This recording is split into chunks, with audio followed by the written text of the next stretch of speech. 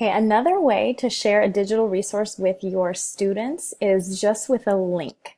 Now, this is not my favorite resource because this is where a lot of mistakes happen and accidents happen because typically kids, especially younger kids, don't do well typing in links. But I'm going to show you how to do it if this is your only option.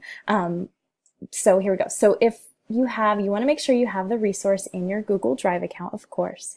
So when you have the resource, go ahead and right click it and click Get Shareable Link. Or actually, I always like to choose the Share button. And then this will bring up that long link here. So you make sure that your settings are set up to whatever you want the kids to do. So do you just want them to be able to view it, to look at it? Do you want them to be able to comment on it, or do you want them to be able to edit it? Now be careful, because if you choose the edit one, like yes, I do want my kids to go in and I want them to be able to edit this and add their pictures and add their text to it.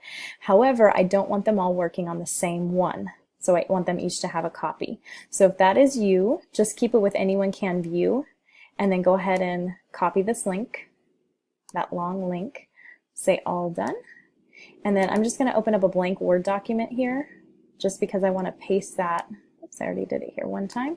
So I'm just going to go ahead and paste that link, and you'll see that the link that I just copied right here, we can ignore this one, that's old. This link right here, it's a pretty long link, and then what it's going to do is it's going to have the kids, it's only going to let the kids look at the link. It's not going to force them to make a copy. If you want them to each have their own copy, delete everything that it says up there all the way to the backslash and type the word copy. Now, I definitely don't want my kids having to type this URL. Like, I don't even think adults could do that. So I'm going to press Command Copy, and I'm going to go to a link shortener. I use bit.ly.com to shorten my links. It's just a little bit easier. If you're working with high school students, this would work. So I'm going to click Create Bitlink, and then I'm going to paste my long URL here. And then it takes that link, and as you can see here, it made this a lot shorter. So I could definitely see my kids, rather than typing in that huge, long, scary link, they could probably be able to type in the bit.ly/2 and all that stuff. It's a lot shorter, and you're less likely to get mistakes here.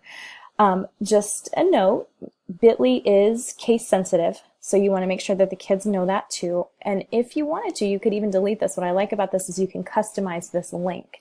So if I want it to be really simple, I could just put whatever room for, or whatever, something that the kids know how to type already, and then maybe a number at the end.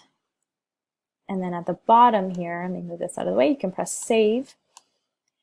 And now when the kids, I could write this link on the board, or however I wanted to share that with them. I'm going to say, okay, boys and girls, open up Safari, make sure, and I'm making sure that they're signed into their Google Drive account already. And then I'm going to say, okay, boys and girls, go ahead and go to Safari. In the URL, I want you to type in bit.ly/Patterson with a capital P 12.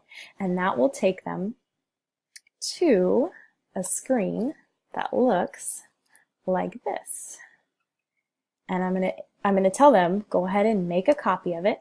And when they make a copy of that document, they have their own copy of this that they can now work on and do whatever they need to do. So they'll work on this, and it'll save directly to their Google Drive. So they can go through, they're not messing up my master copy, and they're not messing up anybody else's copy. So that's like if you wanted each kid to have their own copy and you're sharing it through a link.